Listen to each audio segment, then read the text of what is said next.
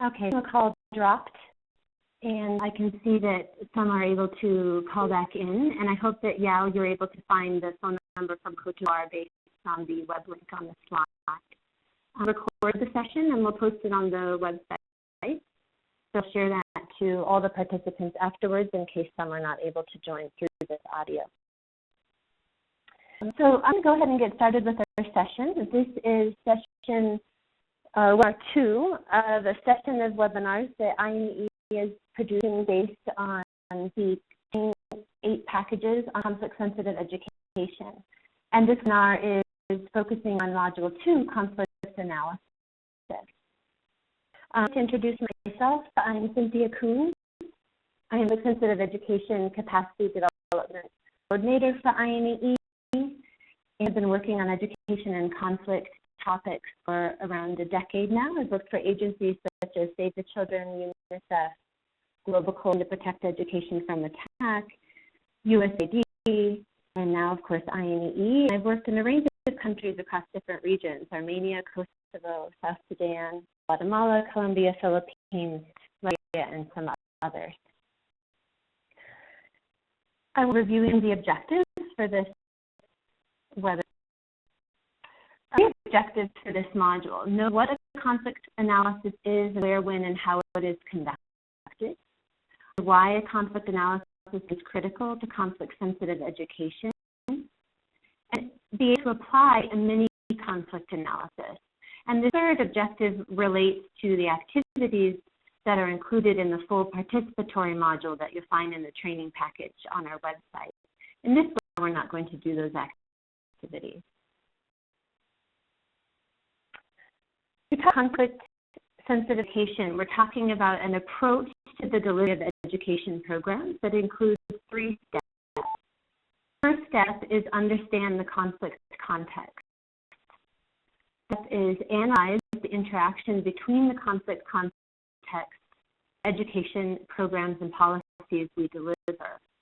And the third step is then to take action to minimize the negative impact and maximize the positive impact of our education policies and programming on conflict. This is level 2 of the 8 modules of the INEE Conflict Sensitive Education Training Package focus on step 1, which is highlighted here in yellow. Conflict analysis is the first step. For reasons, really. 1, it provides a map of the programming environment in which we're going to deliver education. Analysis can inform our selection of strategies and parameters so that we can ensure that we are not contributing to existing tensions. And 3, conducting a conflict analysis in a participatory way is an opportunity to engage stakeholders to participate and develop a shared understanding of the conflict context. And this process itself can be a peace-building process and bring together groups from different factions of the conflict. Many people who've done a conflict analysis application have said that it helps them structure knowledge about conflict. It can identify where the gaps are in their knowledge of the context, and it also helps them identify bias in their information, particularly relating to the education assessment phase. So further into why do we do a conflict analysis? Now, participatory module, this is an activity. We use this slide in a group activity. So here, I'll just give you a few minutes to review these 8 different reasons for why a conflict analysis is the first step in conflict sensitivity.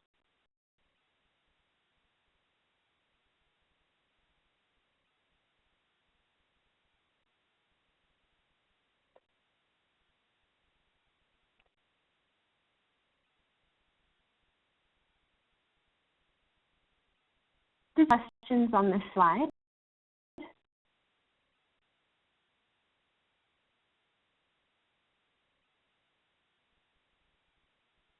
Okay, so I covered review a conflict analysis, that it is the first step, step 1 in conflict sensitive education.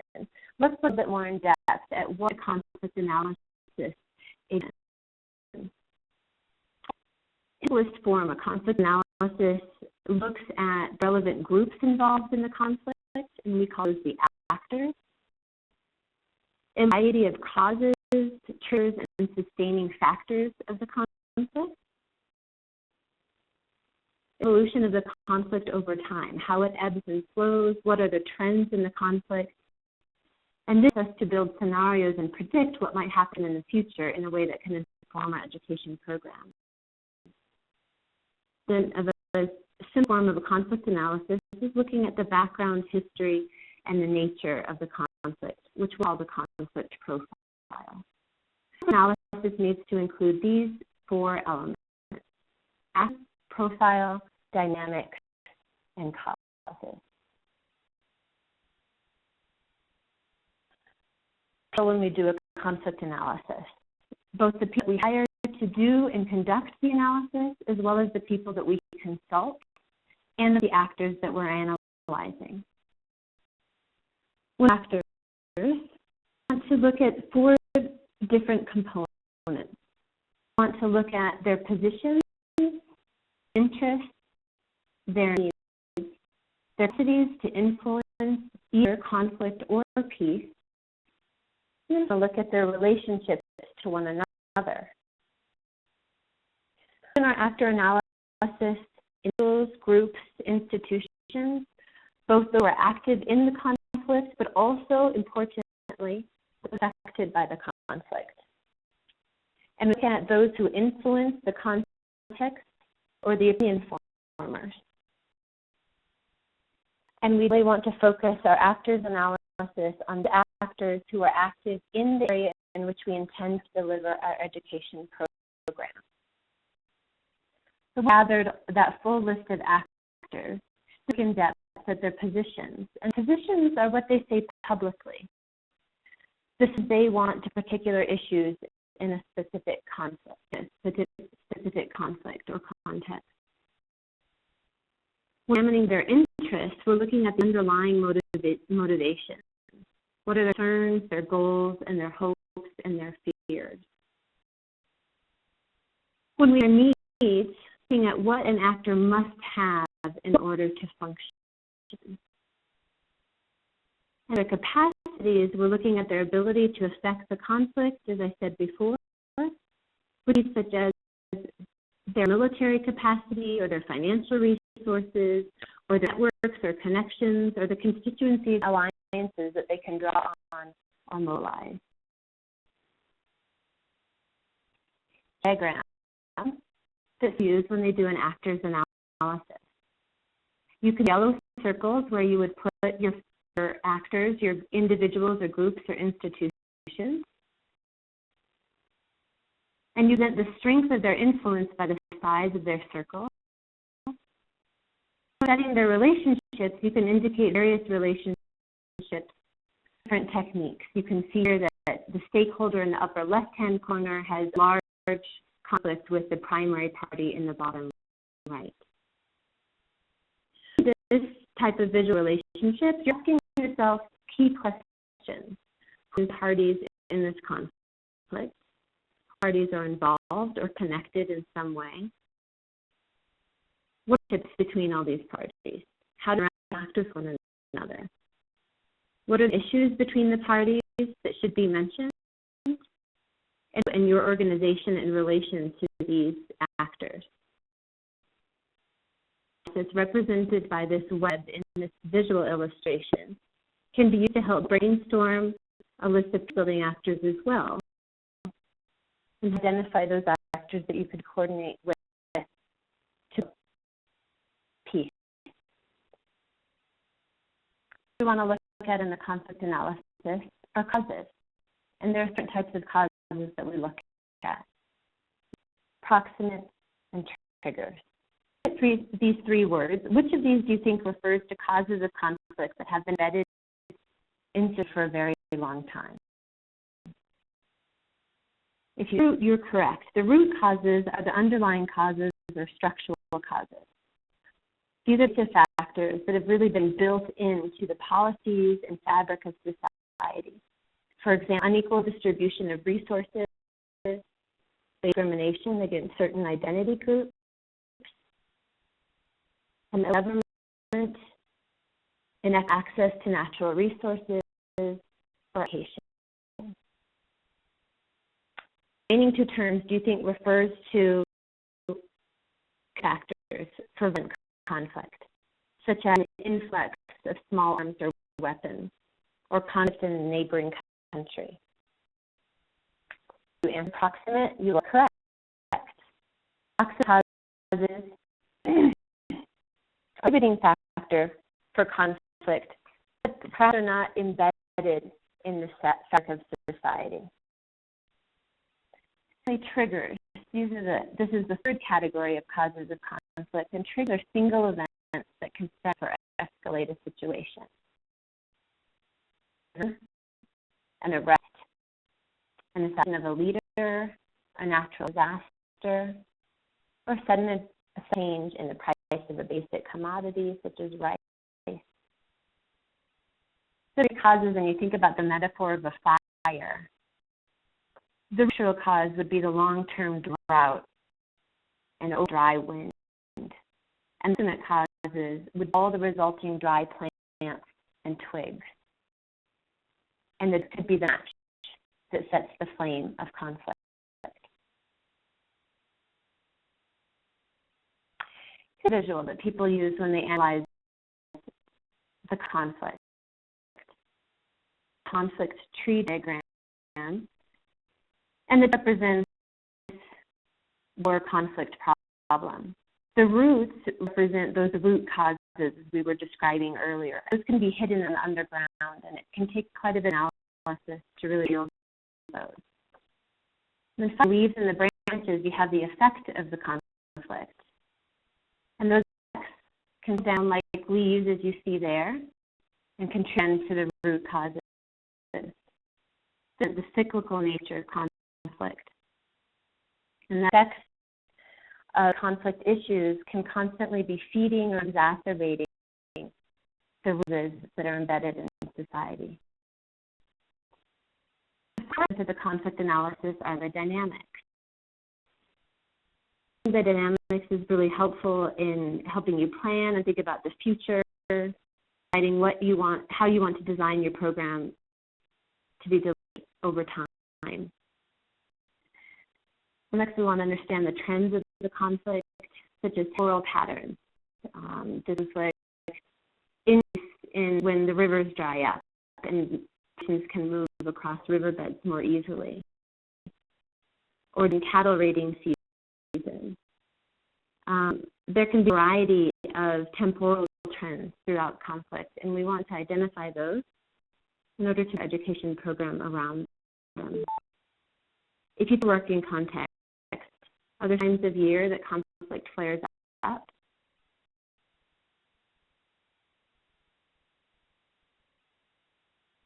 Conflict trends that education programmers cannot influence. It's good to identify also windows of opportunity. For example, in an emergency or a natural disaster, sometimes there's an opportunity for actors on both sides of the conflict to put aside their disagreements and work for a common cause. Or for example, children have gathered in an IDP camp for the first time. This may be their first opportunity to attend the type of formal education. More importantly, when we're examining dynamics, we're looking to make informed guesses about what will happen with the conflict in the future. And here's a diagram that indicates some trends over time in the case of Syria. You can see black line, indication of the number of violent events over time. And use this analysis to predict when there might be an ebb and flow in conflict over the following year. Look at the black line, the monthly average of violent events when to conflict-sensitive education to the affected population. Great question, because conflict sensitivity should be considered in all phases of conflict. The escalation phase, as well as the acute phase, which you can see in September 2012, and the de-escalation phase, which is here, lower rates of conflict in December 2012. Of conflict analysis is the profile. the dynamic.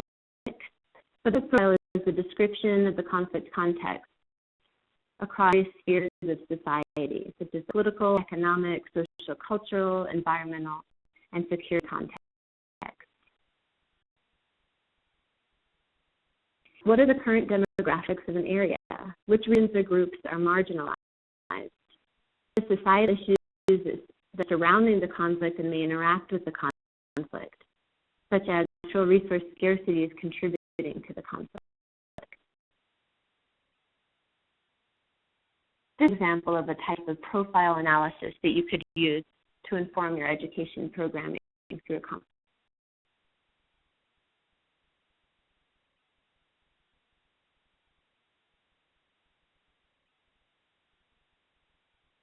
What other characteristics might you want to map in your profile? You could look at sources of wealth, indicators of poverty, where the local powers and strongholds are, which areas are more affected by natural disasters or scarcity, and of course you always want to look at security, the highest rates of violence are. So elements of a conflict analysis, and look at two broad categories that you'll learn in the conflict analysis: connectors and enders. Conflict analysis can help us to identify these two important elements. Of course, the things that bring people together across lines of fight conflict.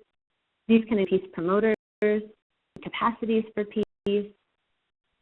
These economics, such as markets that bring together people across fighting teams, or cultural, a national language, or the birth of a child, or even just a shared meal. Or infrastructural, such as water points or sources of electricity that are shared by both groups. Such as a town hall meeting or a parent-teacher association. We also want to look at dividers. These are to separate people. Dividers that are in your working context. These can be systemic, such as education systems that allow access to only ethnic or language groups, or institutional, so state that allows land ownership for only one tribe. To reflect on environments that are connectors or diverse. Another analysis based on connectors or dividers. You can Mary Anderson's book, Do No Harm, How to Support Peace or War. In her, she has a very detailed table of dividers analysis that can help to inform any programming and education programming as well. This can also be carried out at different levels of the programming. It'd be quite overwhelming if you begin at the national level to inform a regional education program. Your conflict analysis at the level of programming, where you will be delivering your programming. So here's a visual example of the macro level, which explores the origins and dynamics of conflict across all the states discussed. And then you have a meso level, which may include a conflict analysis around a single state and some of the bordering states, Central Equatoria. And then you have micro level analysis, which explores dynamics of conflict at the village, community, school, household, or interpersonal level in Cuba. So it's better to remember when you're doing your conflict analysis, you want to focus the analysis at the region where you're going to deliver your education program. You may need to include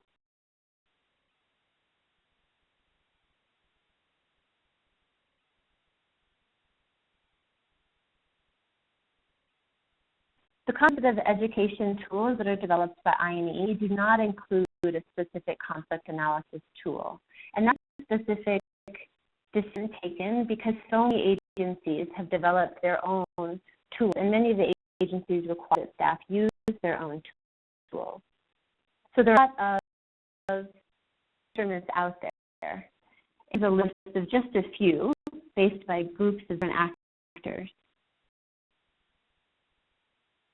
Tools share a similar approach involving looking at the elements that we've discussed, the conflict profile, dynamics, and actors. You can list the types of conflict analysis activities on page 54 of the INEE guidance note on conflict-sensitive education, and you'll see a link to that document on our final slide of this presentation.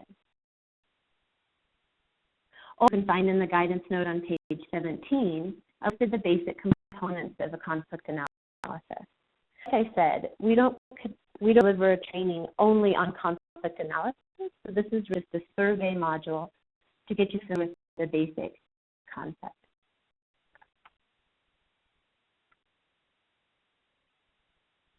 Conflict analysis is to gather information from broad and diverse groups through a variety of methodologies like interviews, focus groups, and workshops.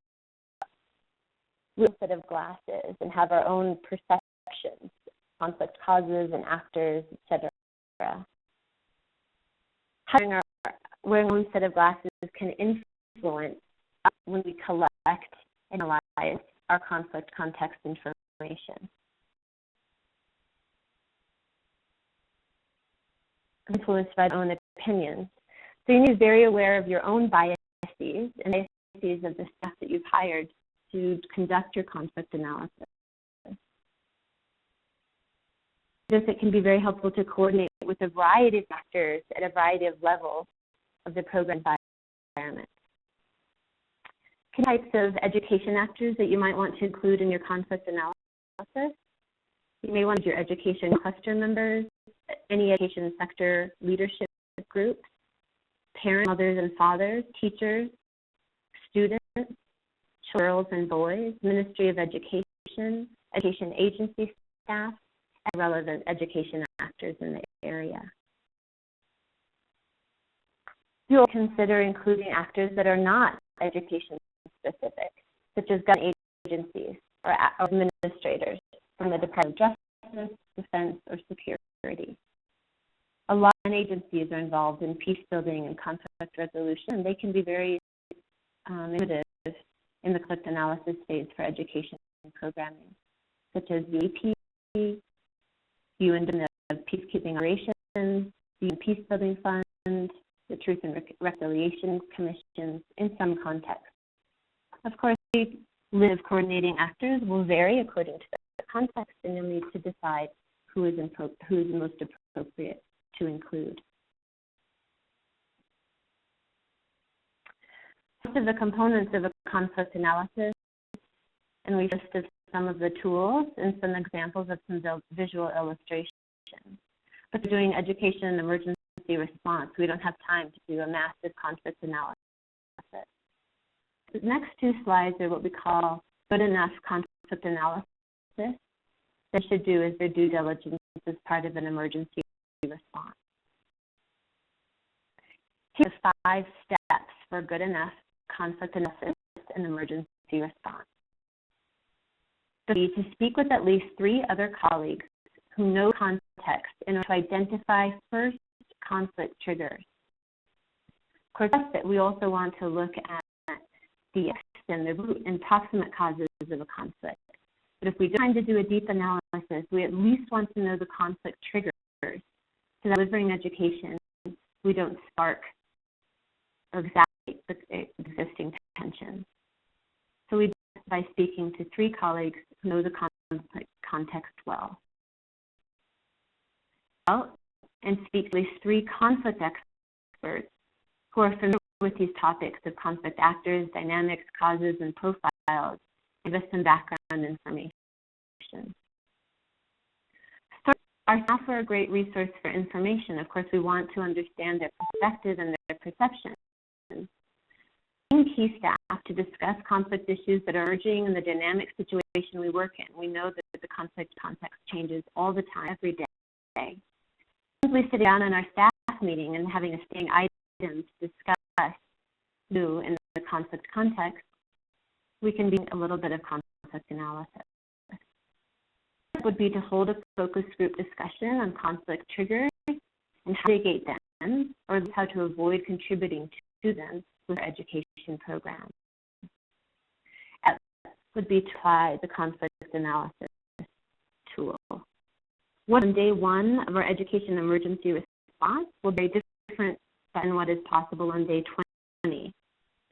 As human resources increase, your conflict analysis should progressively deepen over time. So we are suggesting these 5 steps as really a first shot that we developed and elected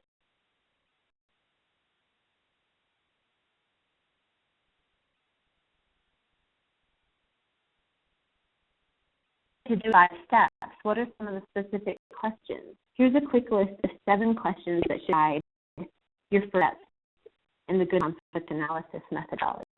This is not presented as a conflict analysis tool, but a set of questions that are drawn from what is included in the most widely used tools and a starting point for when you limited resource.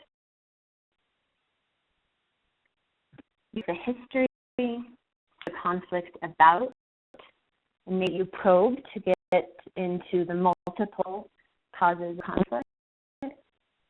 And what groups are involved, what these groups, what connects these groups, where are conflict affected areas within education program area, conflict get worse, at what and in what period. And all these details can help inform your education strategy. That's a brief introduction into conflict analysis. As I mentioned, a full 8 training modules. We have quite a few participatory activities that accompany this module. This webinar is really just a short introduction. I want to on this slide several links. The first is the INEE Conflict Sensitive Education Pack of 3. This includes the guidance note booklet that I referenced, a 1-page poster of 6 guiding principles of conflict-sensitive education, and a reflection tool, which is a tool that can be used for monitoring or assessing your education program, and it's a list of according to program cycle. The second link, the conflict-sensitive education training package of 8 modules. I just updated it yesterday to include some of the diagrams in this presentation. It's a living document. I revise it every time I deliver the full 8-module training.